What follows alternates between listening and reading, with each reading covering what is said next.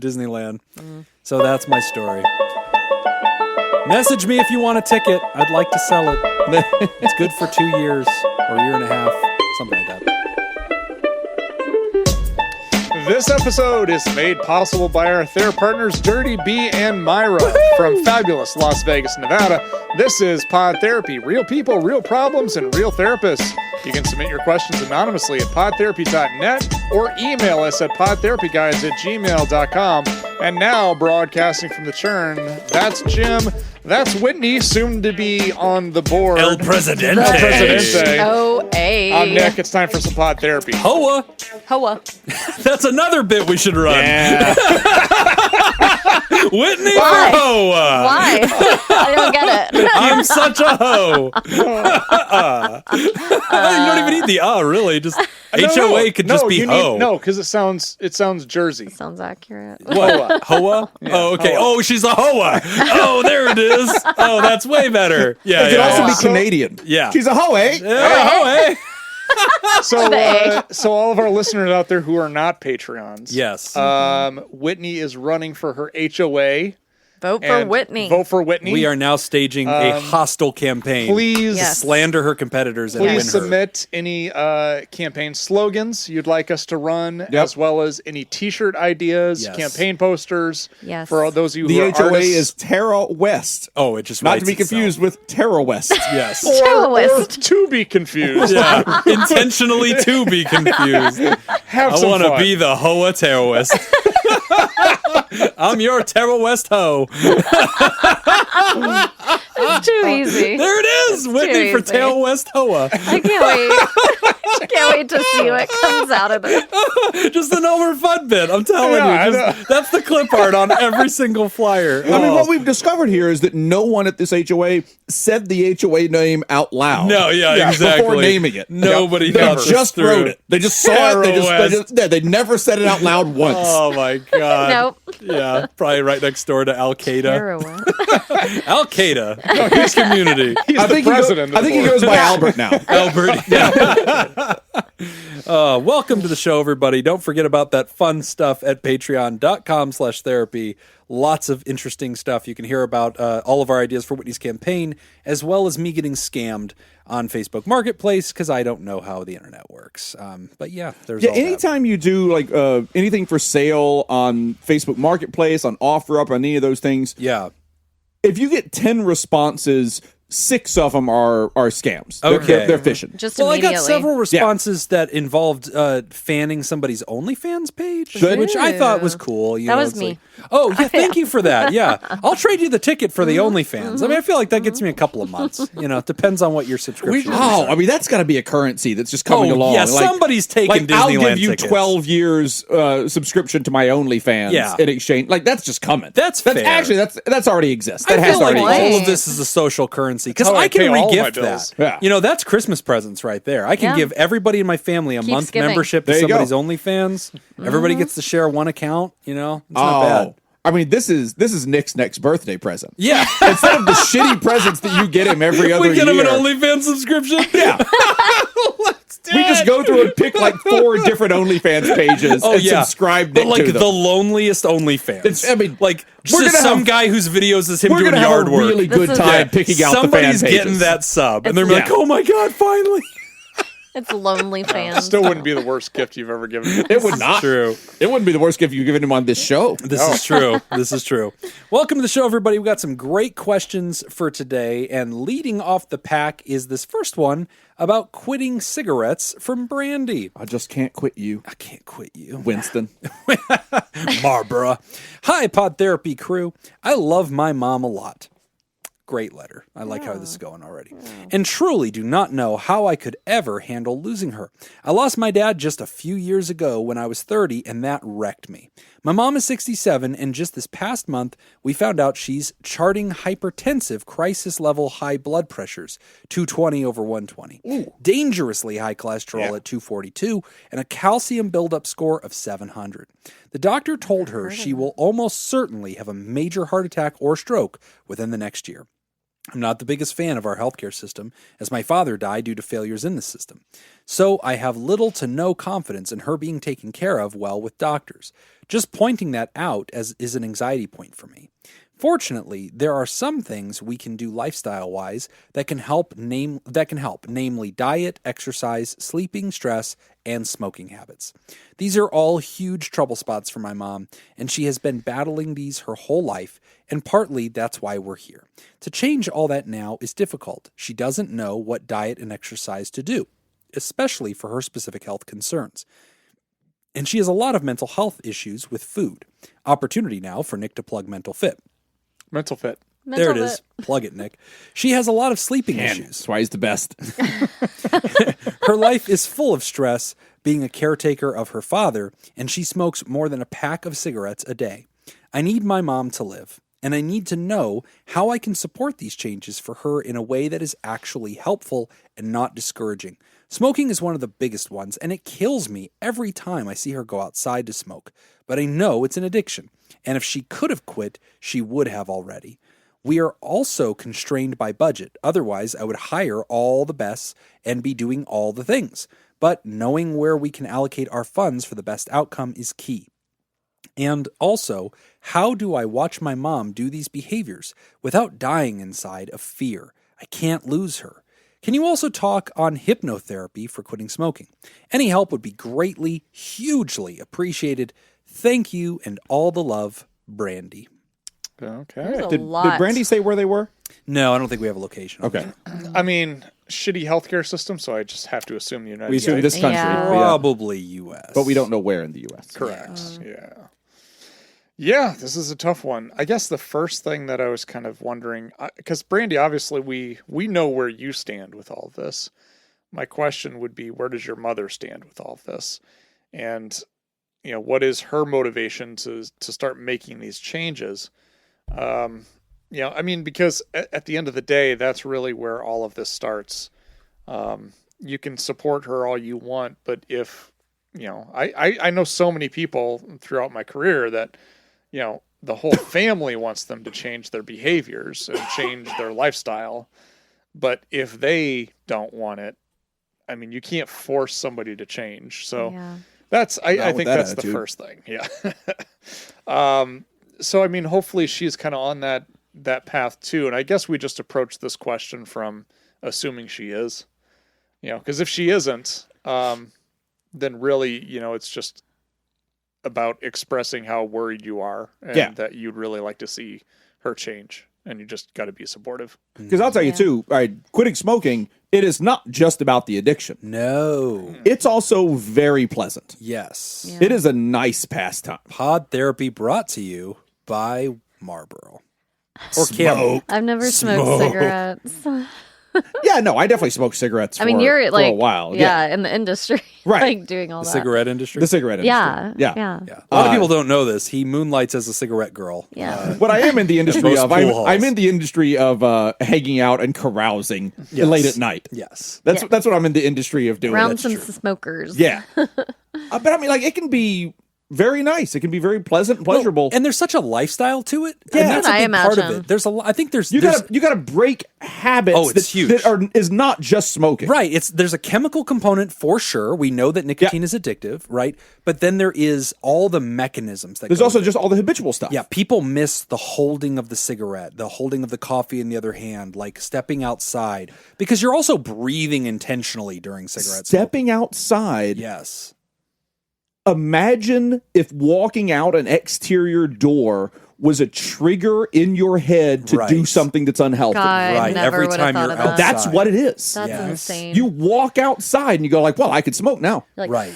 I could take a big deep I breath. mean, and when you're at a pack a day, you're punctuating your day with those. Right. Especially when you're a Yeah. caretaker, because that's you're not doing like a chore. ton. Right. You know, a packet, like, 2-3 packs a day. Like, now Yeah. you're smoking nonstop. Right, but you're like, punctuating more than once an hour. Right. And like whenever you're a caretaker, like you set up your father, you get him like a bowl of cereal or something like that, you get a show turned on, he's good. Okay, now what do? I'm going to step outside and just take a quick 5-minute break for me. Yeah, and you to can take care of punctuate myself. It feels like it's something you're doing for you. Yeah. That's a big part of the addiction. bit of me time. Yes. Well, And I mean, there's a lot of topics to touch on, but that was one of the areas I was going to go to. Like, she's being a caretaker to her father.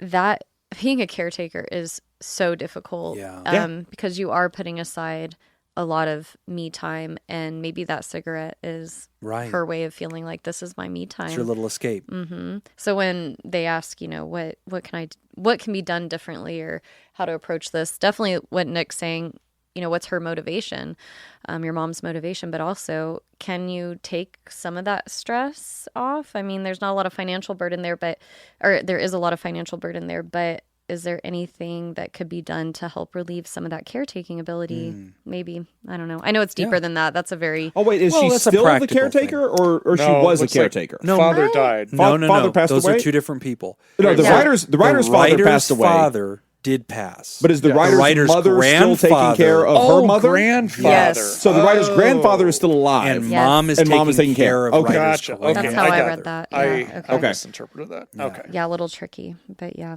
So. And writer distrusts the healthcare system. So a couple of quick notes on this writer.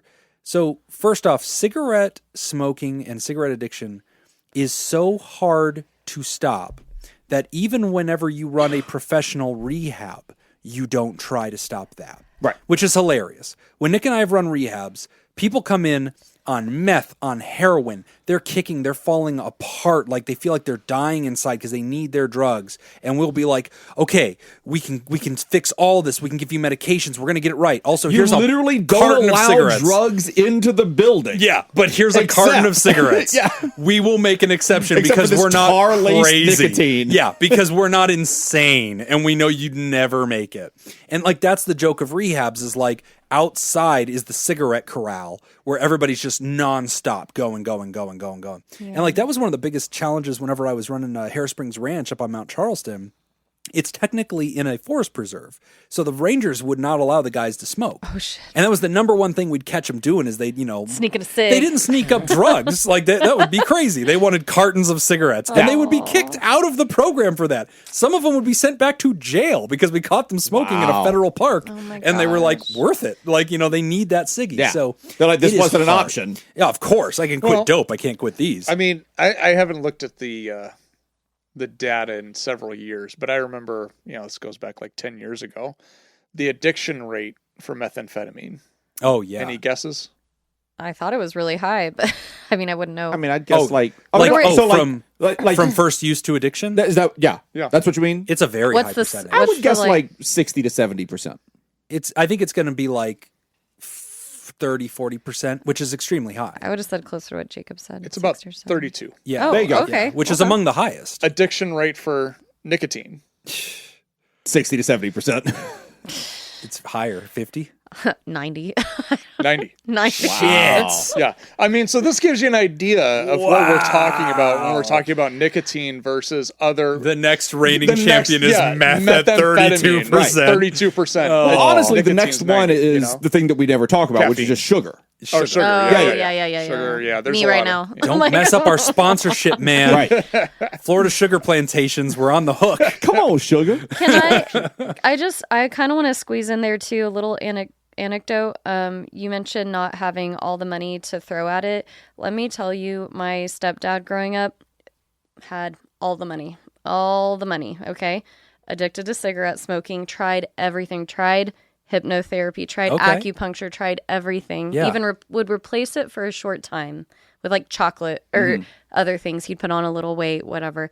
Always went back to cigarette smoking, and he did put everything at, the kitchen sink or whatever, threw it all at it.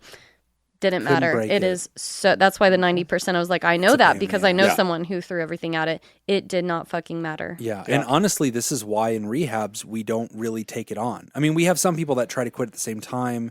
We've gotten them on the patch, they'll do Chantix or whatever like that. I always like my go-to try for this is always the vape thing. If you do nicotine vaping, it's not healthy. Yeah. But it's better than a cigarette. You're reducing nicotine. Right. You don't get all the tar buildup. You don't get all that shit. Get them into chew. That's an option. I mean, no, because that's bad for your blood pressure. And Cigarettes are also bad for your blood pressure. See? No, that's the next step is we got to talk about the health things. Yeah. But like, that's a tough one. I would aim for like baby step down with a little vape, and then because you can control the nicotine level in the vape, and so you can kind of step down. Yeah. If it is the like a trigger water of like vapor. stepping out and doing this, That's you can it. do that. Exactly. But practice needs. And like I people know do that. people that have had some success in that, but it's anecdotal yeah. knowledge. So, a couple of pieces of information here, Ryder. Number one, when your doctors or your mother's doctors are telling her that she is this likely for a heart attack, I just want to, I'm sure you've already done this. I'm sure they already did this. But just PSA, when you know this, you need to prepare for the heart attack. Yeah. Oh, You yeah. can try to diminish the likelihood, but with this many risk factors, even if a person could quit smoking immediately and didn't do it anymore, the smoking is not the bullet. Yeah. The bullet's already there. This is just one more fuse that could have been lit. It was just a match that's being thrown. So this is a problem. So if that's the case, I would want you to anticipate the heart attack, and that means getting mom a life alert or some kind of other quick, necklace device that she can alert good other idea. people, teaching her the exact warning signs of heart attack and stroke to become prepared for that. Teaching her and learning yourself exactly what to do when Yes, it does happen. what the safety plan is, Yep. making sure that she has a medical information wristband on that has her blood type, that has the emergency contact information.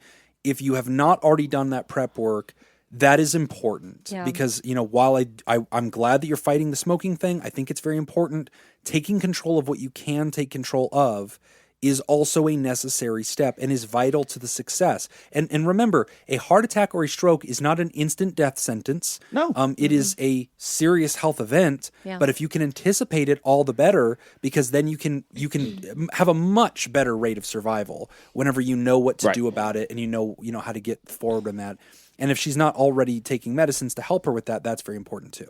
Now, having said that, there is a very important medicine that a lot of people are finding success with now for quitting smoking. And it's actually got a very high success rate. And that medicine is a psychiatric medication called Wellbutrin. Yes, I was going to say Wellbutrin. Yeah. Wellbutrin, which is typically used for antidepresssion or anti-anxiety, actually has a really high some success ADHD. rate. Sometimes for ADHD, that's correct. Don't take medical advice from a podcast. Yep. But definitely encouraging have your shown mom. that. Studies Yeah. have shown. Yeah. Yeah, go find. I would encourage your mother to have a conversation with a psychiatrist, with her GP. Again, she has many complicating factors that they're going to be interested in that might contraindicate using Wellbutrin. There might be something in all the other stuff that's Who like, knows? oh, this is off the table. Yep, it might be off the table, or otherwise they may have already recommended it for smoking cessation, because a lot of doctors are now putting this forward quite early in the quitting process because there's a high percentage rate. I think it's in like the 70s for people to quit. Wow. Hypnotherapy. So, real quick plug for the Fear the Patreon. Hypnotoad. Wah. Go to patreon.com/therapy. Sign up. Oh my God, you still. And this is one I believe you can sign up for as little as $1, I think, because we did an interview with Tammy Reutman, a hypnotherapist in town, and we walked through exactly what hypnotherapy is, what it's useful for, where the hype is, and where it has some efficacy. And I really liked Tammy because historically, I don't know if this has been your experience, Whitney, hypnotherapy is in that box of like pseudoscience. Like it's a lot of fun, a lot of excitement.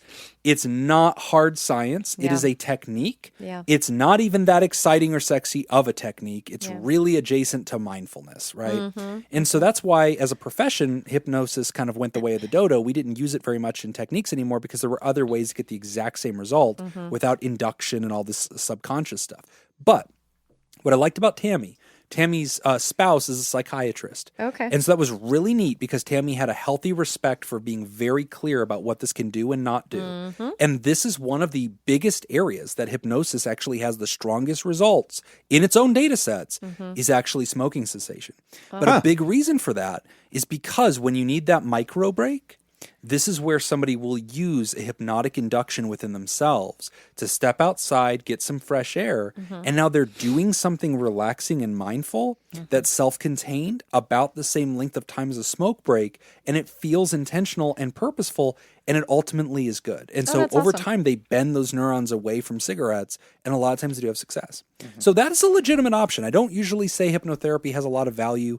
I do believe it has value with smoking cessation. Specifically for that part. Specifically smoking cessation. Yeah. And then the medicines as well. Again, we don't give medical advice. You need to talk to your doctor or to your mother's doctor and suggest that. There may be many reasons why that doesn't work. But those are really practical suggestions that I think are real. What is our opinion about this part of how do we cope watching a person continue to do something that is unhealthy and self-destructive, knowing the risk that they're facing? So I think before you even approach that, the precursor to that is the phrase, I need my mom to live. Yeah, it's a big one. I know. And we get it. Yeah, I get that feeling. Dad just passed away how long ago? Not long. A couple of years. Recent, yeah. Yeah. Yeah. But that I need my mom to live, and I truly do not know how I could ever handle losing her. And the reality is, you will, like, unless you go before you're her. most likely going to outlive your parents. Yeah, that's and so Odds are. odds are. So how do you shift that narrative is the place I went to. That's one of the things I was thinking too, is if you have the opportunity, it may not be a bad idea for you to actually talk to somebody about that. Yeah, because that is something that, and I don't want to scare you, but that's just kind of the reality of it is, statistically speaking, all of us are going to outlive our parents, which is the way it should be. Yeah, it sounds like your mom was a really good mom that you feel Is that a way. really good Like, mom. gosh. Is still with us. Has been. Well, I mean, has been. Yeah, Yes, like there you up go. until this point, she has been a good mom. Yeah. There's truth She to can that. change. I definitely She could don't be a worse want, mom. People could change. Yeah, Brandy, I definitely don't want you to catastrophize and fear your mom's death. I agree that I think if you were in session and you said something like that to us, we would take interest in that statement, right? Yeah, because take interest in it. Yeah. it's not showing that we currently have the mental flexibility to take something on if we at this time cannot see past that. Yeah. And so, okay, we would become curious about it, and therapeutically over time, a therapist would not try to convince you that your mother's going to die and need to accept it, but help you audition that life will continue and you will be okay, at least so you have some level of resiliency toward that. Yeah. In the meantime, you have to watch somebody continue to do something self-destructive. And coming from rehab life, we have counseled so many families that have had to watch I figured that. you guys would have a lot of insight to that. It's a really hard thing. And people ask us all the time, how can I continue to watch this person destroy themselves slowly? It's like slow motion suicide, to be so reckless or to have just disregard for their health and their well-being. And it's really a hard thing. We have to come back to the 3 C's of Al-Anon that talk about you didn't cause this, you can't control this, you can't cure this. And we really have to start from a position of not trying to take ownership of what's happening in this other person's life, but offering them that dignity of risk. And it's almost kind of like, if someone is out in the water drowning and it's not safe for you to go in the water, you throw something out there. Right. You throw a life preserver, you throw something, but you do have this helpless feeling if they're not reaching for it. They're not taking it. But that's where you have to be able to separate the things within your control from the things outside your control. Right. You're never going to be able to force somebody to change, just as no one can force you to change. Yeah. And so that's, the best thing that you could possibly do is take good care of yourself and be there so that when that moment comes and they are ready to grab that life preserver, that raft or whatever, that you're there to help and to assist. Right. But there's a possibility that they're never going to reach for it too. That's true. And that's really hard to come to terms with. But again, I guess this is kind of what Jim has said before, kind of giving them that dignity and respect of them being able to make their own choices. Right. Which is really hard to do. Yeah. I think it can feel really personal too. Like, oh yeah, it can feel like a betrayal. Yeah. Yeah. Like, don't you love me? Am I not worth it enough? Am I not for you worth to... living for? And it's tough because you'll try all these shock and awe moves, right? Like, look at this video of how bad this is. The doctors are telling you you're going to die. Don't you want to see my children? Like, you'll take every possible angle to get this person to take it seriously. But the disease of addiction being what it is, most humans will not change or cannot access the tools they need to change until they hit something really hard. That's usually whenever they finally find that inward motivation to do it. What were you saying, Nick? Sorry, I think I interrupted. Well, I was just going to say, on the other hand, let's say she is ready. Let's say she wants to quit. wants to quit smoking, I agree with the things that Jim was talking about as far as, getting some help with maybe nicotine replacement, like a medication, nicotine Meth. patch, I think you something like suggested that. meth. I did not suggest That's meth. what I heard. I think he was talking to Whitney. I think Whitney suggested Yes. that. Oh, I thought you said he was recommending That's it her, for that's me. her campaign platform. Meth for everybody. A chicken in every pot and a crack pipe in Here's every some home. candy. Hey, kids. But I think one of the most challenging things that Jacob already kind of alluded to, because one of the things that you would do is if you're trying to quit smoking, one of the things that you need to do is become aware of what are the triggers, what are the things that you have learned to associate Life coach with Jacob. cigarette smoking. And it turns out there's a lot of Turns out it's almost everything. Coffee. Walking And that- outside. walking outside. Fresh air. That makes it so Downtime. difficult. But she would need to get out in front of that and really kind of think. And one of the things, and again, we talk about this all the time, and I know people hate it, but journaling. And the reason why I would use journaling in this sense is journaling to collect data. Yeah. So anytime you go out and smoke, I'm going to write down what I'm doing while I'm smoking. Right. And then what that's going to help me do is it's going to help me start to understand these links that my brain has connected, because neurons that fire together get wired together. Yes. So if two things are constantly happening together at the same time, your brain simplifies the process by making a connection between those two. Yes. So when you walk outside, you automatically reach for those cigarettes. Yep. Right. Or checking your phone for a lot of smokers now. Yeah. That's the thing. They have a cigarette in one hand, phone in the other. Yeah. And that's when they're getting caught up on their world. And so after identifying these triggers, then we need to come up with replacement behaviors. Right. Also, when you're identifying all those, when you're doing that journaling and everything, I would also suggest marking the time. Yes. And that way, at the end of the day, you can look at that and go like, okay, how much time did I spend smoking today? Good point. And if that is, a total of 20 minutes, half an hour, Right. that can make it a lot easier mentally, because you look at that and you go like, well, I can fill half an hour. Right. Yeah. I can start This a is an movie. amount of time that I can fill in my day. I need to find something else to do with this time. How much time are we talking about? Half an hour? I can fucking do half an hour. I can download Candy Crush, and that could be my new escape. That's it. For 5 minutes as my little break. Absolutely. Yeah. Now, as far as the food, the exercise, all that stuff, you're right. This is a good chance for me to plug mentalfitpersonaltraining.com. .com. Where I work with a lot of folks who are in this process A of lot of folks. developing new behaviors as far as exercise and food. But if you have the opportunity, and again, I know resources, money is tight, but if you have the opportunity to talk to a dietitian, that would be your number one go-to, some sort of nutritionist to talk about what kind of food. But the other thing, though, just in general, talking about diet and exercise is start small. Yes. That would be my advice. She doesn't have to get a gym membership. She doesn't have to start training for a 5K. Just getting more active. Yes. Going for a couple walks. Go for a walk in the morning. Go for a walk at A little night. bit smaller portion Just- and some walks. Yep. Yeah. And then the thing that I always tell people that they can do, even if they know nothing about nutrition, things that they can always do, they can always eat more vegetables and they can always drink more water. Yeah. So those would be two places to start right there. It's a tough one to overcome. I'm really glad that as a society we've seen a decrease in overall, smoking. I think it's just become less popular. But for those that are still touched by it's been 40 years. right? That 30, fight's 30 been going on years. forever. Yeah. This started being a thing when I was in, junior high and high school. Right. The anti-cigarette campaign really started. Yeah.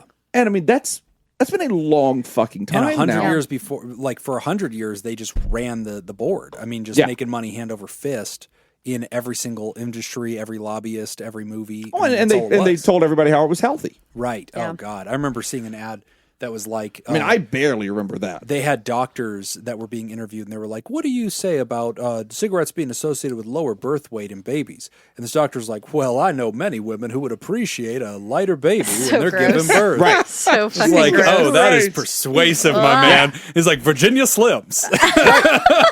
And wouldn't even mention maybe don't smoke while you're pregnant. No. This is lowering the birth weight. It's Also, great. some high class mansplaining. Oh, yeah. Just This is what's going to help different you. era. Different era. Perhaps you noticed my lab coat. With my name stitched on it. I'll also step on this landmine, and that is writer for your mom's sake, you have to get over the thing with the doctors. You can't fear be of the system. like you absolutely have the right and the responsibility to go out and find the best care that you can. Right. But you gotta just kind of get past this thing because that system is probably your mom's best bet right now. Right. With those things you're talking. I mean, I've got high cholesterol. You know, I've got family history of high cholesterol and everything, and it doesn't take anything for me to shoot that cholesterol up. Yeah. And like I can do it real easy. Yeah. And like you need those meds, you need all the other stuff. If nothing else, just to be a bridge until the lifestyle kind of catches up with it and you start being able to control it that way. I mean, if heart attack and stroke are as imminent as you say they are, then you're going to want those meds. Get ready to try to control that and hopefully try to forego that. Right. And make that not just a foregone conclusion. Yeah. That my mom's going to have a heart attack or a stroke. Well, you don't want that. Right. So now, like, let's talk to the doctors and talk about blood pressure medication, talk about cholesterol medication, talk about getting that calcium count down. I mean, that's super important. That's more important than honestly anything else that we've talked about here. Yeah. All the other stuff is we're talking about like, oh, well, your mom's got time and we can make all these What's nice lifestyle count? changes. I've never heard of that. It hardens the arteries, I believe. Yeah. If it's what I'm thinking of. Yeah. I've never really heard. I'm not as educated. Makes the blood flow not as good. Ugh. It's all like that, and blood pressure and cholesterol are all kind of in the same boat of badness. Yeah, big factors. Blood isn't flowing the way it's supposed to be flowing. Yeah, but I agree with you. We want to be trustworthy and hand in hand with the medical system. Now, if you don't like the doctors, find new doctors. Yeah, or get a second opinion. Yeah, do all those things. And I get it. It's scary because once there's an emergency, you don't have a lot of choices. Right. And it's like the old advice of but also you want to be system. able to, like, if you're going to the emergency room, you want to be able to call your doctor. Right. You want to be able to call your mom's doctor and say, hey, mom just had a heart attack. Right. We're going to the hospital right now. Right. And that doctor is going to be there, and that doctor is going to be there with her history and everything else, and be able to talk to the emergency room personnel. Absolutely. Brandy, thank you for writing in with this. It's a great question. A lot of people are facing very similar things. It's a very relatable question. We wish you the best. And feel free to update us if there's any progress made. We'd love to find out how things have, hopefully bent toward the positive. We're going to take a quick break, and when we come back, we're discussing sexualities. You're listening to Pod Therapy. That's the creepiest way ever to say that. Yep. Hello, ladies. Today's episode is brought to you by Jake Schneider, Judy Schneider, Leon Kasab, Carolyn Albert, Sammy Scoop, Sarah Smith, Mike Helm, Darren Cunningham, Matt and Lisa Tangeman, and Mrs. Hot Dog Scoop. Mrs. Would you like to sponsor the show? Become a therapy producer at patreon.com/therapy. Bow. All right, we got some trivia from Hunter. All right. Yay. Yeah. Have fun. Signed, Mick Hunterface. Nice. All right. From the following actors, guess which film is their highest rated Rotten Tomatoes. Ooh. Whoever Highest guesses rated. number one wins. If nobody gets number one, it's whoever is highest of the number twos I through like 5. this. that's fun. Multiple choice or just No guess? multiple All choice. right. Blind guess, and then he has the list of answers. All right. Hit us. Do you 2 per can you round. guess? Yes. Okay, good. 2 per round plus a tiebreaker. No multiple choice. Hence, they don't have to necessarily be starring in the movie to qualify. Oh no! great. They're like an extra in the It's the background of highest Citizen rated- Kane. Yeah. Okay. Oh jeez. Okay, here we go. Okay. No, this First is one is tough. Matt Damon. Matt Matt Damon. Damon. Good Will Which Hunting. film is their highest rated on Rotten Tomatoes? Matt Born. Damon. It's either Born Identity or I want Goodwill Hunting. Good Will Hunting. Yeah, that's kind of where I'm I'm leaning. taking good. I'll do Born, the first one. I mean, you got to think it's probably very highly rated. Yeah. The Martian was really good. That probably did really well on Rotten Tomatoes. I think they tend to favor sci-fi. Oh yeah, it is Rotten Tomatoes. He also It's was in not like- Interstellar. Yeah. And he was No, in no, no. Saving Wait, Private no. Ryan. He wasn't wasn't in- in no, Interstellar. Clooney. Fuck yes, he was. Interstellar? I don't know. Yes. I'm thinking of Gravity. Clooney was in Gravity. Clooney was in Gravity. He wasn't. In, Matt. I think He's he was in Dr. Interstellar. Man. He's the one who dupes Matthew McConaughey to coming to the frozen weird frost planet, tries to kill him.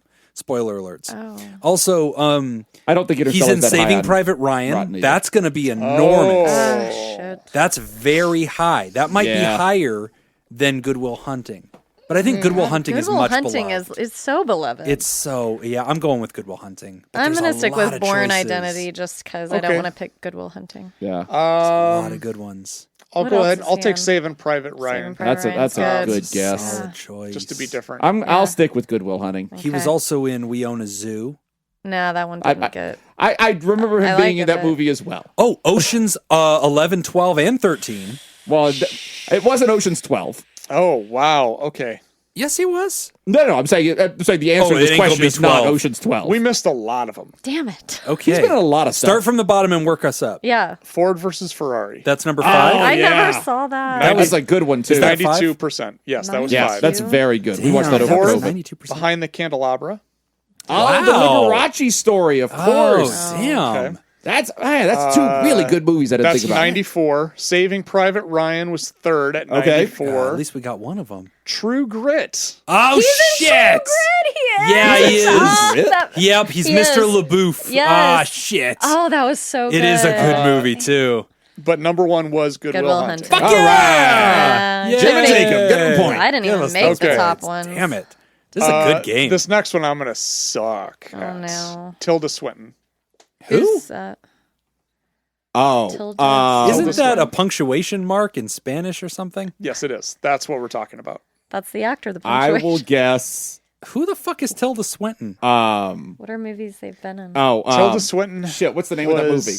I'm looking up the name of a movie. It's You cheating bastard. no, I'm not looking up anything. Oh, I I'm don't looking up trust the name of a him. movie. He's disqualified. Yeah, me too. Me Yeah, too. yeah, me too. No, I remember on the it. screen so I Top can- 5 movies with No, Tilda I know. Swinton. I remember it now. Put it on so I can see her. Yeah, yeah. She Put it was- on I will the show you a screen. picture. She was Yeah. in Minimize the Pornhub Doctor window. Strange. Yeah.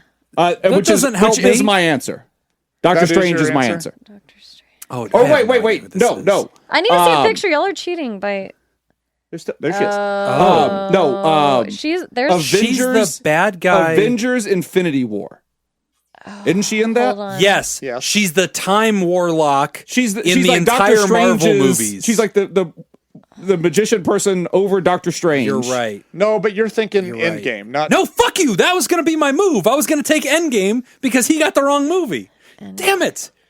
Oh. I want Endgame. I'm sticking with Doctor Strange. Okay, I don't think either one of those.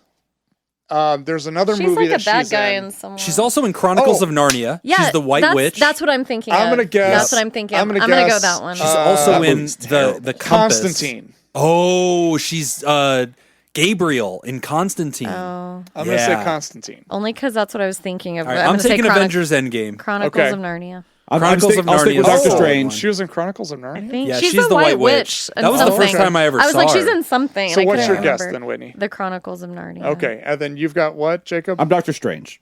I'm taking Endgame. Okay. It's the Chronic. What? Coals of Narnia. Number 5, The Personal History of David Copperfield. Oh, Okay. I've heard that's good. The Grand Budapest Hotel. Oh, that's a good one. yeah. Third, Moonrise Kingdom. I didn't see that. Second, Snowpiercer.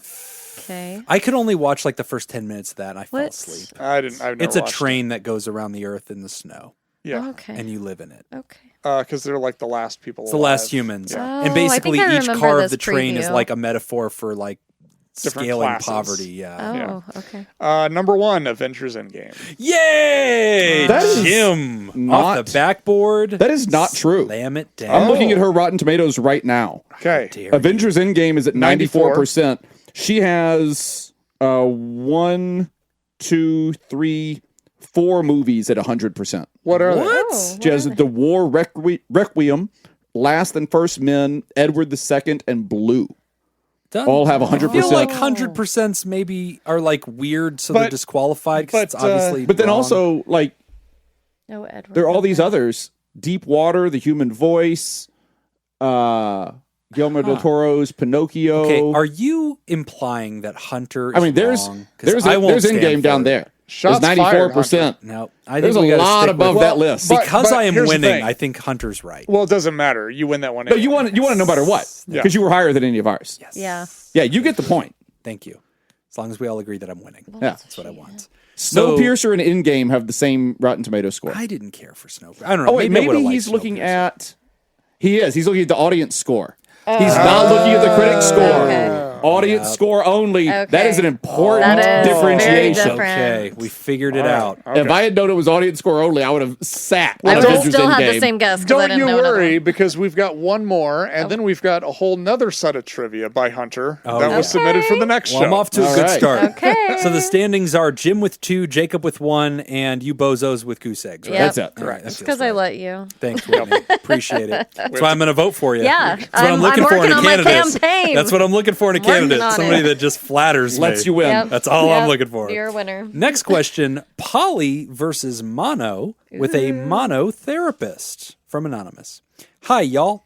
I'm a 38-year-old, primarily masculine, non-binary person. My pronouns are they and he. In the Twin Cities of Minnesota.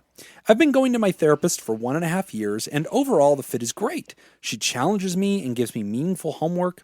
As far as lifestyle, we are very different. She has a spouse and kids. I have neither, and I'm not interested in either. Over the past year, I've been grieving the loss of my mother. While that tragedy has been horrible to deal with, a silver lining is it lit a drive in me to self-examine my life and try things I have not had the courage to before. In the summer of last year, I started dating as a solo, polyamorous person and exploring the kink world. It's been a good overall experience. I date people. I've had a couple girlfriends in that time. I've gone to adult parties, and I've had a good time in those spaces. I feel more authentic than I ever have before. Cut to now. I've been talking with my therapist about one partner who hasn't been able to spend much time with me. She has a fiance and until recently had another boyfriend as well. I consider her very emotionally intelligent, but it's clear she's spread too thin and her romantic relationships have suffered because of it. I like this person a lot. My therapist says that monogamy is the best way to build intimacy with a partner. I'm not sure I agree, but I see the point. There is a person I'm dating who ultimately wants an exclusive relationship, and I'm trying to figure out if I keep trying it with poly or if I go back to monogamy. So here are my questions. Are there any insights or indications of better relationship satisfaction in polyamorous versus monogamous relationships? When the view I've been holding is counter to the one my therapist holds, what do I do? Just be curious and open-minded? When it's a fundamental difference in lifestyle, how do we approach that? Thanks for the show, Anonymous. Ooh, that's a tough. This is a good one. There's a lot to this. Yeah. That last question is the question that I care about. Yeah. Like, what do I do when my point of view is just not the same As your the therapist? therapist's point of view? I know. This is an interesting one. My gut reaction. What would you do? Yeah, I'm Jacob, very I'm curious to curious see as what a layman. Yeah, What my would you gut do? response is find a different therapist, which I don't think I've said on this show before. But they like their therapist. They've They been do working like with the them for a therapist. while. You don't have to quit them for But I mean, that tell one me thing. what you think about that. Tell me your guys' response to that, because my real response to that is I don't know if the therapist is understanding the writer here, and I don't know if the therapist is embracing the writer's life enough to be able to competently deal with the issues that the therapist and the writer are trying to deal with. So the place That's I my went, concern. yeah, my gut reaction was like, oh my gosh, they said this is the right way to do something. That seems Which like that's- overstepping. We are for getting a that through a therapist. translation as well. That's what I We was are wondering. getting that secondhand. So my reaction before going to what Jacob said would be maybe ask, what do they mean by that? So if your therapist says, how did they word it according to you, that monogamy is the best way to build intimacy, I would say, what do you mean by that? You know, Yeah. what did you mean when you said that? Do you mean like spending one-on-one time together for a Right. short time and then going back into, or like, Right, because as a turn of phrase, I'm not immediately bothered by that. I mean, I'm sure that the writer has experienced their therapist so much they understand their therapist probably has a worldview Sure. about this. As a turn of phrase, that doesn't offend my sensibilities immediately because I think, well, yeah, I mean, obviously an exclusive relationship where you have a larger time investment with one person Yeah. will inherently lead to more familiarity and Okay. therefore probably, you know, by some measurement, more of what we would call intimacy. Yeah. But obviously that word can bend a lot of different directions. So in one style, if my patient was telling me, I have all these relationships and like I just don't feel like I'm getting enough time with them and I feel like I'm not important to them and I feel like there's not enough intimacy, I crave that. And one of these relationships really wants an exclusive like connection with me. As a therapist, I could see myself saying, oh, well, it sounds like you really want intimacy.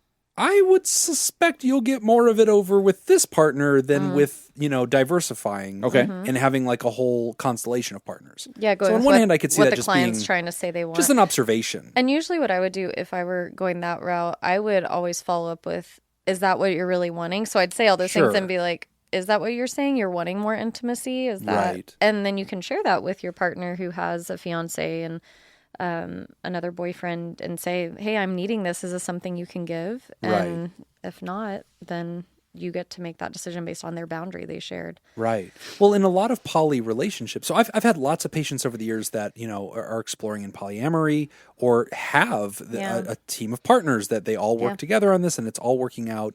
And I've had people kind of go from one life to the other and shift in styles.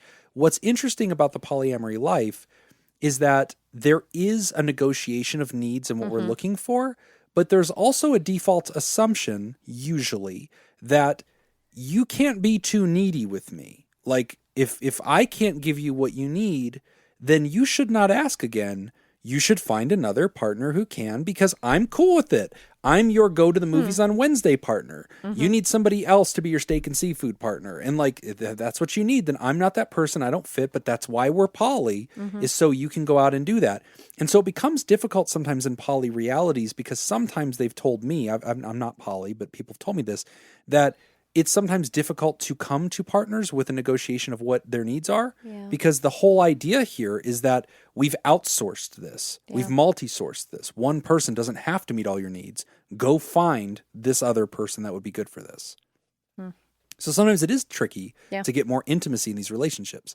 As far as studies go that speak to, okay, are poly people generally happier than monogamous people? I've seen some data on this. So that's one of the benefits of working for a university is access to data. Porn.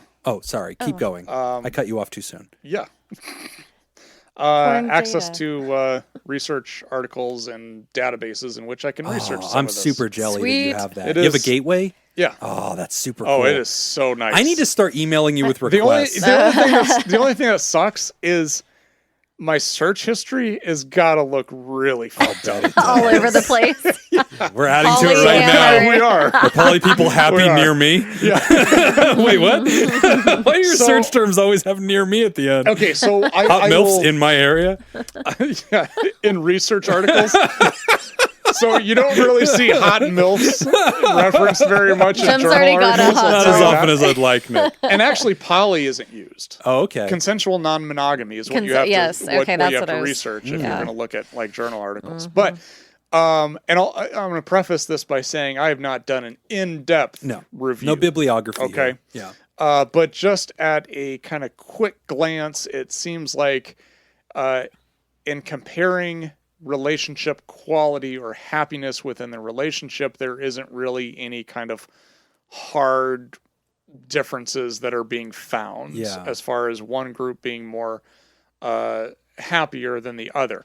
However, you also need to factor in that one group has stigma and the other one does not. Good point. So there is that then kind of also contributes to happiness within the relationship because now you're talking about your relationship being under a microscope in society. Right. And how it's looked at. Yeah. In So one you group, do you have can bring that. your partner out with your parents to dinner. In the other group, you might not. Yeah. Yeah. And so that will likely impact, the quality or satisfaction in that relationship to some regard. I think in my work, anecdotally, just to back up that study, I've generally seen that too. I mean, as a general rule, I've noticed that any time you are in relationship with other humans, there is drama. There is complexity. Yeah. There are wonderful moments where you're invigorated and this person means something to you and they dry your tears and they're giving you this human bond. There are times whenever they're driving you crazy and they don't appreciate you and you're not getting enough from them and you're frustrated with them or you're jealous about something. I see that on both sides all the time. And so I've never seen one where it's just like, nope, everything's idyllic and I'm just so happy. Like, no. And I've had folks, I had a woman over COVID who was, really struggling because she was, in quarantine. And so she had to she had come from like a religious background of like fundamental Mormonism, had been married, had left the marriage, and then, kind of stepped into poly as a lifestyle that she was exploring for herself. And she was very, very happy with that and felt very liberated by that. And she had like 3 partners that were very close to her and mattered a great deal. One was a woman, 2 were men. And then in the quarantine, she sort of had to pick one. And that was very interesting because she basically went back to monogamy with one man. Okay. And that was very interesting to help her navigate that. In some ways, she really valued it and realized like, oh, it's just about the quality of the person. It doesn't really matter about the number of the people. If I'm just with a quality person, it's great. And ironically, she became kind of like jealous and like insecure, like, oh, all my eggs are in this one basket now. I can't diversify my affection and get affirmation from multiple angles. So if this person's not reaching out to me or giving me any connection, I'm starving for it. And I want them way too much. Like I need more attention from them than I get, which is why she liked diversifying. But that was a very interesting experiment that she had to run, going back into monogamy from polyamory. Yeah, I was kind of wondering when they talk about the crossroads of either trying to continue to explore the poly lifestyle or go back to monogamy because there's one person who is interested in them who says they want to be exclusive.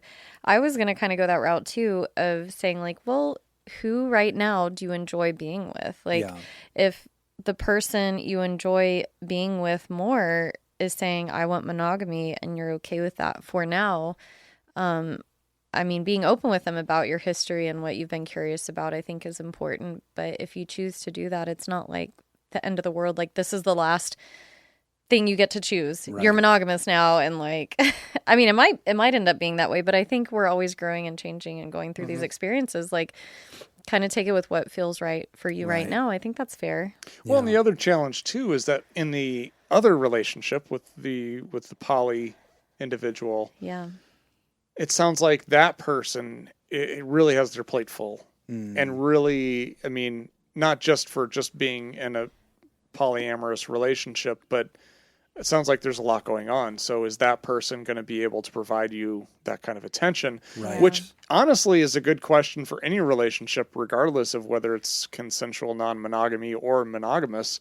Is, sometimes we find ourselves in that situation where we are really attracted to somebody. We like that relationship, but that person's just got too much going on. And they just can't commit to a relationship. And so that's another factor to just consider on its own, even if there wasn't another person in the picture. Right.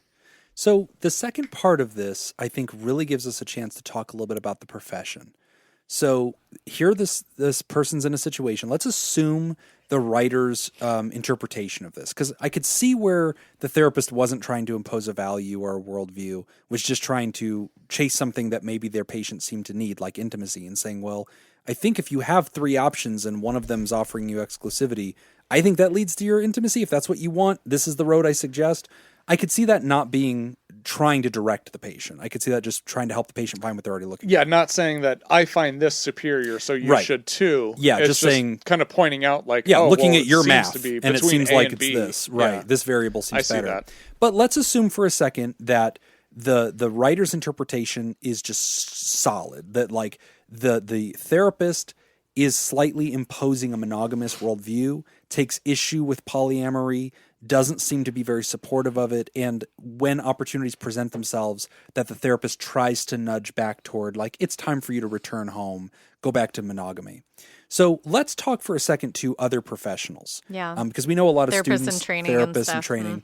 So I'm writing a series right now for YouTube that I want to create. Nothing that I expect to be instead of dad advice. Instead of dad advice, this is my next big project. So now, can anybody watch this on YouTube? Or no, this one's only for therapists. This one's only for therapists. Therapists who are fathers. Who are fathers? Yes, specifically men. Specifically men in their late 30s to mid 40s. Okay. It's a very tight window. All right, just you and I, really. You heard it here. The whole thing is really just a love letter. Okay, it's just to you. It's going to be unlisted. I'm just going to send you them when I'm done. It's going to be fine. Therapistdaddies.com. And another website the show will finally own.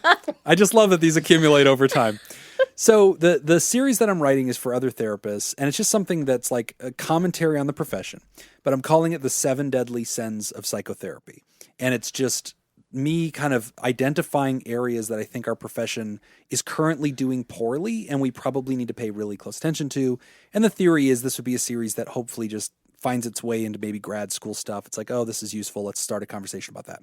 But one of them is something that would surprise no good therapist, which is values imposition. And more as a profession, we've gotten away from what used to be absolute third rail. Like in our grad schools, they taught you like, do not ever do this. Like it is not okay. Even in my very religious school that was not shy about imposing on everybody's worldview all the time. Yeah. Even they, crazy ass Liberty University, because they meant to produce licensed therapists, they were like, don't ever try to impose values in the work. Yeah.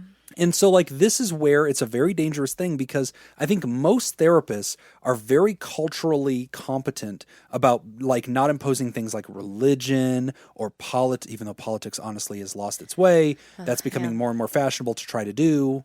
But I won't get onto that right now. Wait for my YouTube series. But the one thing that I do notice a lot of therapists don't hesitate to impose values on is relationship.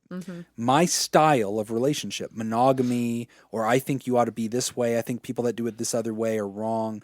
That is a culture. That is a value decision. And for us to impose a belief, value, or attitude upon the patient is by definition unethical. Yeah. And it's not just unethical because we shouldn't impose our power in our voice. It's unethical because it's harmful, because the patient loses their authentic way and they start to adopt us as their compass. And using us as a compass, they'll never get where they need to go. They'll get where we think they need to go. Yeah. We don't have their map. We don't know where they need to go. So this is a great opportunity for us to talk about how, as a therapist, it's very important that you let your patient teach you, this is who I am authentically right now. Maybe I wasn't always this way, but this is who I am today. And we as a therapist, whether they've asked us to or not, we have to honor that. And we have to be very careful to not accidentally say things that may be construed this way. Like, oh, you're telling me that I shouldn't be poly anymore. I should be exclusive because somebody offered me that. When really we should take the posture of saying, how does that sound to you? It sounds like one of your partners wants to be exclusive. What would that be like for you to switch back? Do you think you could? Think you'd be happy with that? Being curious would be the right posture. Yeah. It's very challenging. I actually just very recently had an interaction with a client who is, is it Hasidic Jew? Yeah, that was it. You got it. Yeah, I was like, that's a thing. I'm very, just started meeting with them. I can't believe you said and that, I'm like, Whitney. is that Oh the my right God. term? But Jews that have a lot of orange juice, lemon juice inside of them are Hasidic. Yeah. Okay. Otherwise, very. they're base juice. Yeah, base pH lower than 7. Yeah. So she Chemistry jokes. That's why you come here. She was educating me on a lot, which was wonderful and very interesting and fascinating because during my assessment, one of the things I ask is about cultural or spiritual beliefs and how that would impact our time together. And so from her perspective, she's like, these are things that I think would impact, our time together. I'm like, absolutely. So we spent some time on that.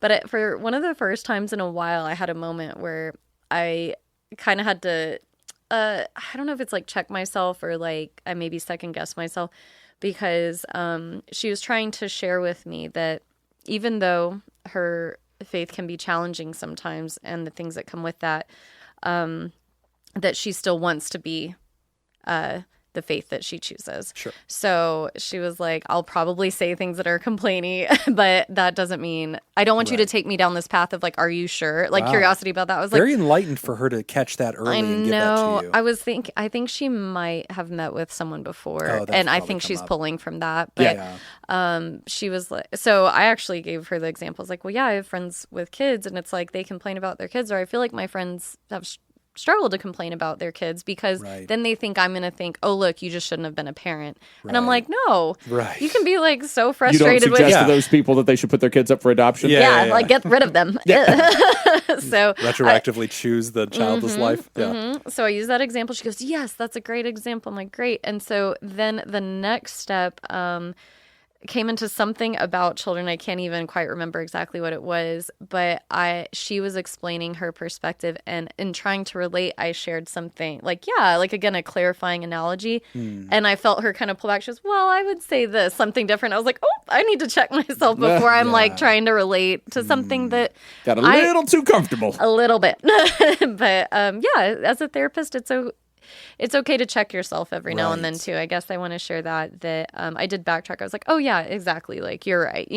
Well, and you bring up a really good point, because as much as values imposition is this thing that I really want to do a better job as a professionalized educational system, I want universities and supervisors and all the entities that are gatekeepers to do a much better job, because I feel like this is something we've lost our way on in recent history, with some new theories that I think are really not obedient to the general concepts of not imposing values. But you bring up a really good point, which is that it's still going to happen. It's going to happen whether you intended to or not. We should do our best to police it, but we should also be sensitive to notice and catch the rebound. Because sometimes we shoot and like, boom, hits the rim. It's coming way off. Like, oh, geez, I am way off on that. But like being able to catch your own rebound and be like, okay, let me learn from this and adapt quickly. That's the mark of a great therapist. It's just being very flexible, very quick to learn on the go, especially with cultures you don't know a lot about. Exactly. So yeah, I kind of wanted to share that, and that there is room to recover from that. And when this person wrote in, my instinct was kind of on Jacob's point, where I was like, what? They're imposing their beliefs, but rereading it or listening to you share again, I'm like, well, maybe they perceived it to be that way from their therapist, but their therapist might have been trying to ask something else. So being curious back at them if you're wondering, like, hey, what did you mean by that specifically? Yeah. One of the best classes that I had in graduate school was, it was actually taught by, and I think I talked about this like back in season 2 or 3, a long time ago in Pod Therapy history, but it was taught by a professor. He wasn't even supposed to be teaching in our department. I can't remember what department he was in. But the professor that's supposed to be teaching had some sort of medical thing. He was going to be out for 6 months or whatever. So they kind of filled this class, and this class was all about doing an ethnographic interview, learning how to do ethnographic interviewing. And it's probably the single most valuable class I could have taken to learn how to be a therapist. Wow. And it's really just, it's like the science of asking descriptive questions. Yeah. So when you're having a conversation with somebody, there are certain ways of phrasing questions and different categories of questions that you can pull from to get different responses. And so as part of our project that semester, we all had to find an interesting group, an interesting culture, and go and interview them and do ethnographic interviews. And it's amazing, because what I learned by doing that is that the people that I talk to, they'll answer my question and they don't understand that I don't know what they know. Oh, they're using jargon or something? And I don't know what I don't know. Right. So there's this middle ground that we never actually get to because the right questions aren't asked. So by doing an ethnographic interview, you follow up questions with deeper questions. And so they're saying like, well, this is kind of some of the things that we do. And then there's like categorical questions like, are there different types of ways of doing this? Yes. Or do you have different subtypes of this? And they're like, oh yeah, actually we do. And then it goes really deep and you really learn so much about this group. Wow. So, I mean, if any therapists are out there and you know, want to brush up on some skills, this would be one of the things I would encourage you to do. Look into ethnographic interviewing. Yes. Because it turns a situation like this into, like Jim was saying, into more about curiosity. Teach me more about this. Right. You know, and then through that process, then they can learn to evaluate their own situation, their own environment, and be like, oh, you know, as I hear myself describing this to you, I think I kind of know the answer to my question. Yeah. And being curious, and it's okay if you don't know. Like one of my favorite questions in that same ballpark is, how would you describe yourself to people who are part of your macro group, but not part of your micro group? Like if you're among your own poly people, how would you describe yourself at a gathering? And it's like, oh, okay. And now they're using extra words that they weren't using with me. Right. And they're like, I would describe myself as this. And I'm like, okay, take me deeper. Like, teach me what that means. Like, great. But the goal being, as a therapist, I cannot be any good to anybody if I don't have understanding first. And so when we achieve that, then we actually have something to give them, because at least we can mirror back to them like, but you were telling me the other day, like, this is really important to you. Does that factor in today? And they're like, oh yeah, that is really important right now. Okay. And like now they're working on it. Right. So I love that. That's a really great point. But author, I hope that this is, hearing us kind of back and forth on this gives you some feedback on this. I mean, I think I'm glad that, you're leaning in on the therapy. I'm glad you're looking for authenticity.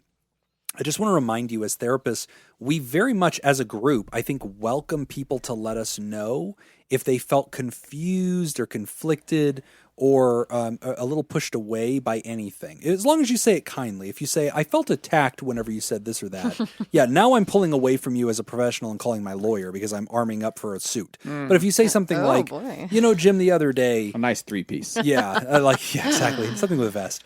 I like it. If you say something to me like, hey, Jim, the other day, you kind of were pushing toward me being exclusive with this person. And I just want to remind you that polyamory for right now is who I am. And like, I think I receive your suggestion as well-intentioned, but I just want to make sure that you still know that I'm not monogamous, and I want to make sure that's okay with you, or whatever. Or I felt for a moment that maybe it wasn't, that I was disappointing you, or I was letting you down. Say things like that personalize it, because the therapist will go, oh, shit. Yeah. Okay. Thank you for telling me that. And I've had people tell me that, like, hey, Jim, this one time I had an encounter with you, I got this impression from you.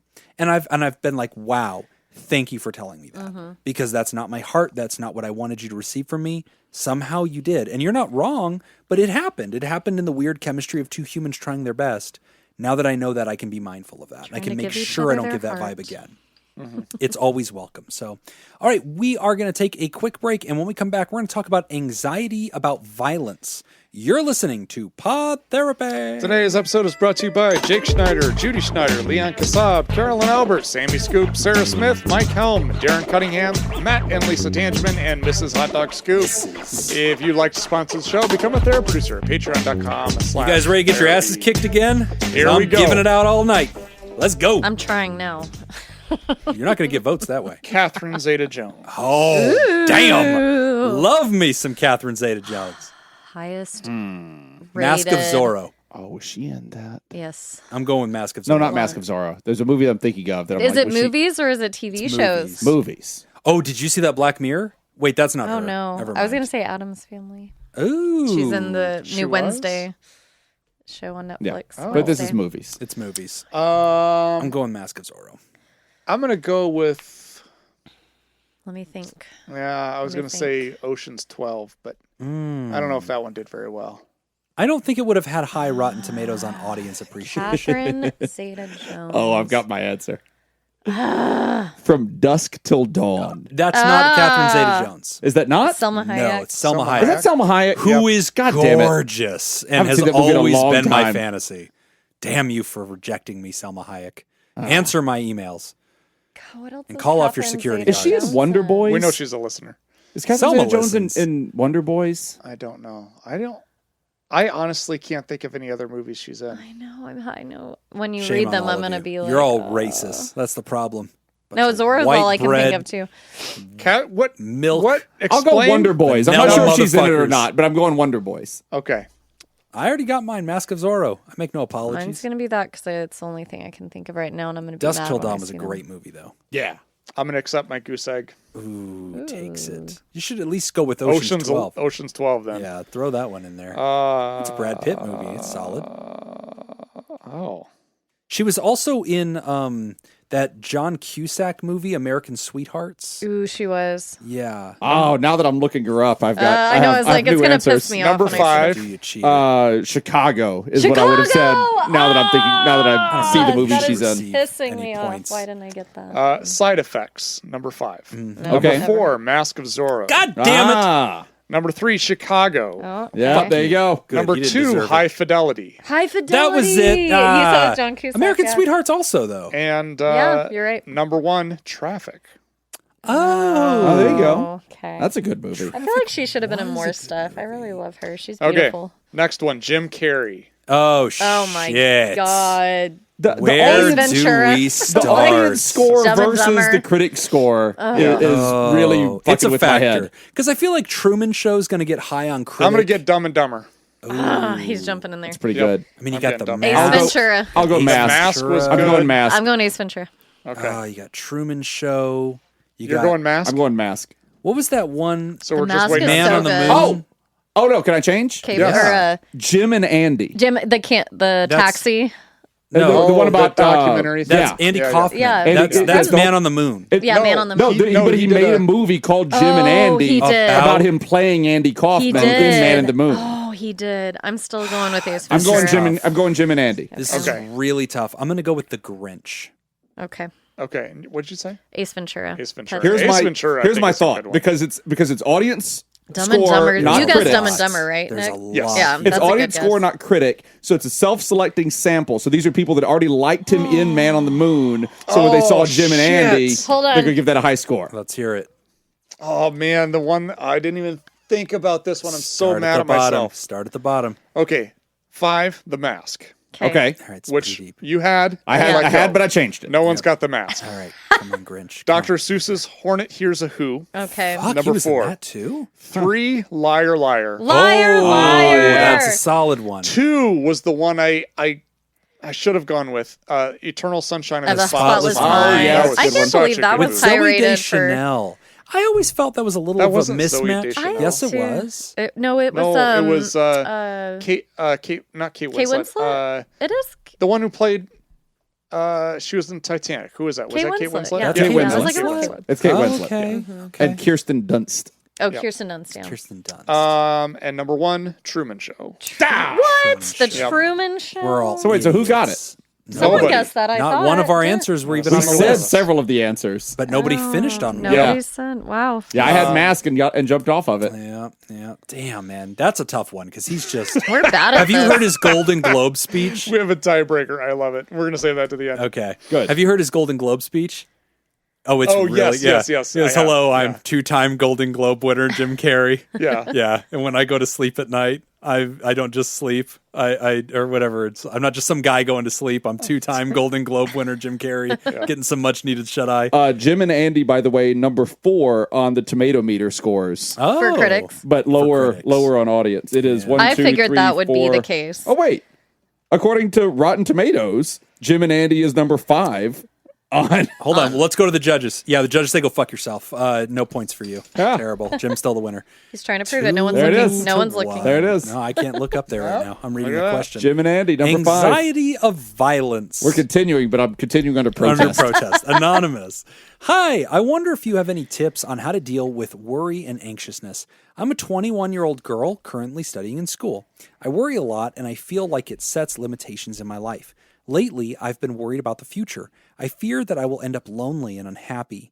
Even though I know this is not true, these thoughts come to mind every time I'm supposed to do applications for schools or big assignments. The fear of not being good enough can make a simple assignment a day full of crying. I also worry about upsetting others to the point where I feel guilty for the smallest things, and I end up thinking a lot about the right way to say things. Even though I know when I'm overthinking, I can't stop it. Another worry that has been causing problems for me recently is the fear of being attacked and raped when walking home at night. I've never experienced anything like it, but the thought is constantly on my mind, and when walking home in the evening, it's come to a point where I'm reluctant to meet friends if I know I have to walk home by myself at night. It's never a problem when I have someone with me, though. I usually hang out with friends anyway, but sometimes I end up worrying about the walk home during the whole time that we're hanging out, which ruins the experience. I live in a relatively calm neighborhood, so I know it's not likely, but these things do happen around here. It's just not common. In the future, I'd like to move to a bigger city to study, but I'm scared that I'll be too afraid to walk home to be able to meet new people, or that I'll end up being scared a lot if I'm going out with friends. When I go for late walks in the evening, which I do, I get a rush of adrenaline and feel scared if I meet a man or a group of men. I usually end up walking the other way when it's possible, but I've also jogged or run the other way. I know it's good to be cautious, but the fear is tiresome and it ruins my good experiences. These are just some examples of my main worries. I could list more. I don't worry all the time, but I feel like I worry more than other people. I have always been a high achiever, gotten good grades, been appreciated in the workplace, and I have good relationships with people around me. Sometimes this makes me feel that I'm making my worries a bigger problem than it is. since everything is going so well for me. But I'm tired of feeling anxious and scared. I can't tell if this is just the way things are sometimes and I should accept that, or if I should do something about it, but I don't know what. What I'm really trying to ask is, what is a good amount of worry, and when does it become too much? And what can one do to worry less when it happens? English is not my native language. I hope my point comes through. Feel free to shorten my letter. Signed, Tired of Being Worried. If you reread that letter and just think of the hip hop artist Future instead of just the future, and you just think that whole letter is about the hip hop artist. I'm scared Future. of the hip hop artist Future. Yeah. Yes, that's how it's I a heard very it. different letter. Yeah, no, that's the number one way I interpreted it. Yeah, feels like that was important. I didn't know Future was a hip hop artist. Yeah. Love it. I'm still. I believe still I also listening would have to won music that from bet. the 70s. I was like, that's the So next trivia. I would have won Who that is bet as Future, well. Bennett? Who is least likely to know the name of the hip hop artist Future in this room? Nailed it. Yeah. The guy from Iowa, top of the list. Yeah, pretty safe bet. I mean, here's the thing. When we talk about like anxiety and all that, one of the things is, number one, I would love to say, oh, all of this is unrealistic. You don't have to worry about it. Yeah. But it's not. I like know, this I is was a gonna go real there, too. thing. Like, and man. it's very unfortunate that you're living in, this Fear. this constant fear. And I'd love to say that this is all irrational, but it's not irrational. I mean, some of it is rational. Yeah. It may be unlikely, Yeah. and so, that's kind of the thing I always have to think about. I think you do a really good job of being able to minimize risk. You talk a lot about like, well, when I'm going out with my friends, I will, schedule it around times when they're going to be able to walk me home and do things like that. So you're minimizing risk. I think that's great. Yeah. When does it become a problem? I think it becomes a problem when it starts interfering with your daily life. When you have to start canceling plans, or it's causing you a significant amount of stress, and it's impacting multiple areas of your life, not just that one thing, then I'd say that's probably when it's problematic. Yeah. I do want to validate some of that just as a female. I think that it's been years now, but I've had conversations with friends or friends of mine's partners where if a friend of mine's like worried about going to the grocery store at night, these are similar things that they're worried about. And sometimes I have had the response from men typically that they're a little bit confused at why that is. It's just a less relatable, I think. Oh, definitely. And it's interesting because I never thought about it the other way. Oh, you can just go like walk around and, live your life and not really think too much about being like attacked or, There was so Dave Chappelle had a bit where he was talking, or no, it was Dave Chappelle. He was reflecting on Catherine Zeta-Jones. Thank you. That might have been the one. He was reflecting on early in his career, very young, like 19, 20, playing at his first like good gig, and he got paid in cash, and he got paid like something like $10,000 or something for like a whole week that he was going to be playing at a venue. And so the first night he performs, he does really well. And then he talks to the bar boss or whatever. And they're like, hey, here's your money for the whole week. We're just going to give it to you up front. And he was like, great. And he realizes it's like 1 a.m. He's in New York City. Yep. He has $10,000 cash. Yep. And he like gets on the subway and he's like trying to go home. And in his act that he's recalling this memory, he said, it was at that time that I realized what it feels like to be a woman. Oh, wow. And he was like, that was the moment where I realized, oh my God, this is how they feel. Like vulnerable at 1 a.m. all the time. Like I have something that other people may want and they may try to take from me. Yeah. And actually like I'm suddenly aware that I'm vulnerable. Right. And it's just like, and that was like the scales fell from his proverbial eyes. It is very much a very powerful experience. I think this letter like helps us understand on a human level what this is like for women anywhere, not just in America, but anywhere in the world. Mm-hmm. Yeah. As far as feeling like it's causing problems just in your time that you are trying to enjoy with friends, that you're thinking about later, I'm going to have to walk home, or is this going to be a problem? Should I be worried now? That's where it is starting to interfere. Yeah, with like your normal life or your daily life. Or do you move to this big city that you want to move to, and you may not feel safe doing that? Right. Nick talked a minute ago about just mitigating some of those risks, or how can you reduce some of that? And there's value in that. Like I said, not going to the grocery store at night, or Sure. Peter and I have traveled a bunch, and yeah, when we're in other countries, I'm not like wandering around at night, like by myself. So there are things you can do to try and prevent those things, but do those actually help? And at what point is that reaching the giving in to the anxiety and now causing bigger issues? Right. And this is the definition of what we get to when we describe a disorder. So when we describe disorders, we're not just saying, here's this cluster of symptoms. We're saying, here's this cluster of symptoms that become so exaggerated that now they are creating the gospel phrase here, a clinical amount of distress.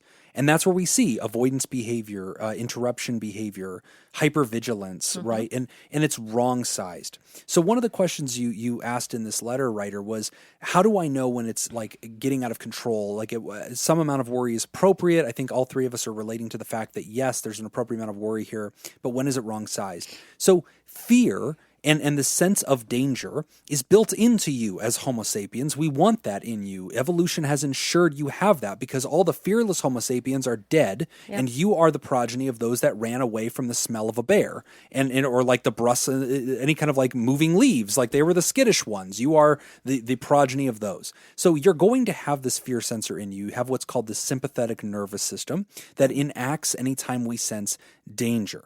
The problem with you and me, people with anxiety disorders, ours is unreliable. Ours is hypersensitive. And it doesn't fictionalize. It doesn't imagine something that doesn't exist, like, oh, what if unicorn UFOs come down and attack us tonight? That's not what keeps us awake. It's something that technically exists, but our brain magnifies the possibility of that danger, causing us to catastrophize and wrong size what is actually happening. When we believe that cognitive distortion, that false perception of our danger and our proximity to danger in reality, our fear sensor, the sympathetic nervous system, goes off. And now we are distracted. Now we can't enjoy our friendships. We can't enjoy dinner. We say no to things we should say yes to. We are distracted. And it's starting to govern our lives. We become agoraphobic, afraid to leave and go out into the world because of potential dangers that exist. So if you're not already familiar with doing something that's related to cognitive behavioral therapy, if you're not able to talk to a therapist and do some kind of program, which I would strongly recommend, another recommendation I would give you is the Anxiety and Worry Workbook by Aaron Beck et al. He has some help on that one. But the Anxiety Workbook is a fantastic resource. It walks you through CBT. It walks you through exercises that you can use to help talk to yourself when that sympathetic nervous system is ringing in your ears and telling you that danger is imminent, or that you're near in proximity to some kind of catastrophe. Using those exercises helps soothe your brain and use rational thinking to help you understand what your actual risk potential and proximities to danger are. And it's really hard, writer, because like you said, it's an unusual thing that these crimes would happen in my area or to me, but they technically do happen. And that's what gets anxiety people, is we go, I probably won't be arrested for running that red light, but people have. I probably won't be shot when I go to school tomorrow, but somebody has. And so like we catastrophize and imagine terrifying things because of the low likelihood that they could happen still exists, that it could happen. And that was what drives us nuts. Yeah. What are your thoughts on something I was wondering? What are your thoughts on getting her body in a relaxed state before she enters these situations, That's a like great the walk idea. home? Or Using breathing exercises, meditation and mindfulness. Mindfulness very helpful to people with anxiety, like acknowledging I am like, and the writer says, look, I know when I'm overthinking. And that's what's terrifying about anxiety. When the very first time you go through anxiety attacks or panic attacks, you're not fully aware that that's what's happening. And that's why a lot of us think we're dying. Yeah. And like our first thought is, get me to a hospital. I can't dying. breathe. I'm having a stroke. I'm having a heart attack. Save me, right? Yeah. Something bad's happening. It's so physical. later when we realize what it really is, it's tough because we see it happening, but we cannot stop it from happening, which is a really difficult experience. Now you're 'cause worried I'm about the fully next aware. step. Oh yeah, I'm Like- sitting there in my brain like, I think these 10 things will happen. And Nick's talked me down off many ledges, and I'll look at him and think, he'll say, okay, talk it through, buddy. What's on your mind? I'll be like, okay, I think these things will happen. And he's like, okay. So like, you know that those are not going to happen, right? I'm like, yep, statistically I'm aware, Yeah, but they my could. body's still reacting. Right. And he's like, yep, they could. They definitely could, but they're not gonna. And I'm like, Have they I know. happened yet? And there we are, though. There we are stuck in the classic What you checkmate. really need to worry about is me punching you in the face. Right. That's much more likely if you don't stop whining like a bitch. Let's add a different What's result gonna that happen? will happen. Yeah, you're going to lose a tooth. That's very likely. So, it's a very tricky thing when you're in that overthinking mode. You're aware of it. It's a train you can't stop. But writer, this is where CBT has made a huge difference for many of us with anxiety disorders, because we can see what we're doing. We can talk to what's going on in our own mind. And over time, we can get better at slowing down those thoughts, helping that sympathetic nervous system deactivate so we can get back to that default parasympathetic system, which is where we're restful and where we're mildly alert, but more in the present. But writer, it takes time. It's something you're going to have to work on over time. And if you haven't already, if you're not talking to a therapist, I would encourage you to talk to your GP, to your psychiatrist if you can get one, because it might be something that they want to talk to you about medication options as well. And for many of us that have chronic anxiety problems, that's part of the toolkit. And there's no shame in that. It's okay to use those. And for many of us, that is at least makes it a fair fight so we can use these other tools to ultimately have success. But it's a real thing. Yeah. And again, one of the most common ailments that happens in mental health is anxiety. So you're in good company, writer. But I hope that's helpful. I hope we gave you some feedback that you can use. And please continue to update us. And chase your dreams, writer. I don't want to see anxiety stop anybody from living their fullest life. God knows it's prevented me from opening up a lot of doors that I should have walked through, but I was too scared to do it. And don't let that happen. If that's happening, get help. That's the only way that we're going to have the courage to live our best lives. Yeah. So as we wrap up the show, we want to remind you that you can sign up for all these awesome benefits at patreon.com/therapy. You get the extended show ad-free a day early. You get to jump into the live chat Discord community and talk shit about Jim in every single episode. That seems to be everybody's favorite thing to do. You can also play live Jim's Neurotic Bingo, which is available at jimsneuroticbingo.com, which you can just play anyway, but it's more fun to play with friends. So all these things are up there, as well as our weekly. Every Monday, we release deep dives, interviews, skill shares, research roundups, and rants. This week, we've got a research roundup. We do. Came out about wine mom culture. Yeah, which I've never heard about before. I kind of consider you I a had wine mom. never heard about. Oh, it's a never thing. heard. It's a thing. Yeah, so it just kind of popped up in one of my emails about this research that came out. So I was like, oh, this is interesting. So I kind of read through that.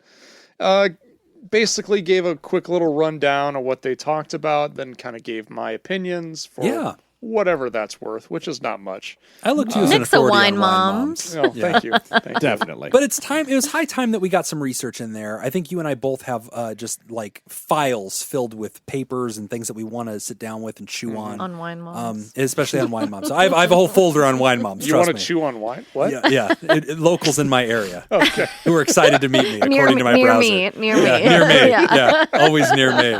That's always the research term that I'm most interested in typing. Whatever I'm looking into, near me. Google auto-populates the rest of it, whatever. It always knows. It can fit. I'll take it from here, sir. I know what you're looking for. Wine moms near me. Yeah. Also, I'm doing a series right now on the book Conscious Uncoupling, 5 Steps to Living Happily Even After, a book about divorce and ending relationships and breakups, but how to do it in a pleasant, authentic way, how to heal from breakups, and kind of presents a new theory for how relationships can end, that they don't always have to end in the shameful, stigmatized way, that sometimes relationships are just complete and you're done.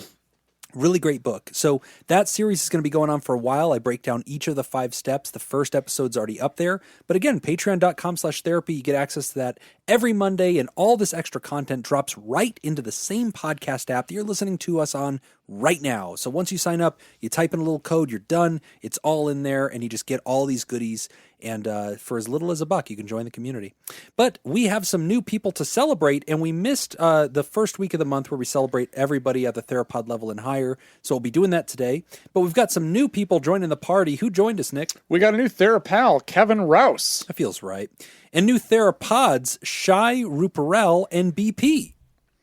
Yeah, and always we want to thank our Therapartners, Dirty B and Myra.